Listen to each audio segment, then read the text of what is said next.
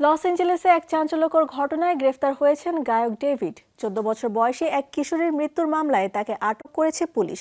তবে মার্কিন এই শিল্পীর দাবি, এই ঘটনার সঙ্গে জড়িত নন তিনি। পুরো ঘটনাটি এখন রয়েছে তদন্তাধীন। বিস্তারিত জেনে নেব প্রতিবেদন থেকে। লস এঞ্জেলেসে চাঞ্চল্যকর এক ঘটনায় গ্রেপ্তার করা হয়েছে জনপ্রিয় তরুণ গায়ক ডেভিডকে, যার আসল নাম ডেভিড অ্যান্থনি বার্ক। 14 বছর বয়সী কিশোরী সেলেস্টে রিভা সান্ডার্সকে হত্যার অভিযোগে তাকে আটক করেছে পুলিশ। লস এঞ্জেলেস পুলিশ বিভাগের হোমিসাইড ইউনিট এক বিবৃতিতে জানায়, 21 বছর বয়সী বার্ককে আটক করা হয়েছে এই হত্যাকাণ্ডের সন্দেহে এবং জামিন ছাড়াই হেফাজতে রাখা হয়েছে তাকে। মামলাটি ডিস্ট্রিক্ট অ্যাটর্নি অফিসে উপস্থাপন করা হবে আগামী 20 এপ্রিল। ঘটনার সূত্রপাত আরও আগে। প্রায় 1 বছর আগে শেষবার জীবিত দেখা গিয়েছিল ওই কিশোরীকে।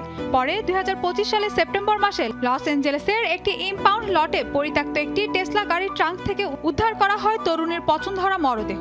গাড়িটি নিবন্ধিত ছিল ডেভিডের নামে। গাড়ি থেকে দুর্গন্ধ বের হওয়ায় খবর দেওয়া হয় পুলিশকে এবং এরপরই শুরু হয় তদন্ত।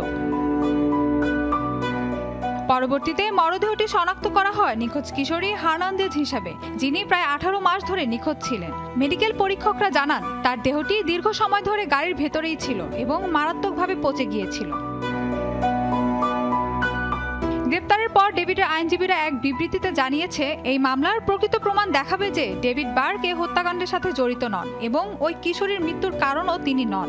এখনো পর্যন্ত কোনো গ্র্যান্ড জুরি অভিযোগ গঠন করেনি এবং কোনো আনুষ্ঠানিক চার্জও দাখিল হয়নি। শুধু সন্দেহভাজন হিসেবে আটক রয়েছেন তিনি।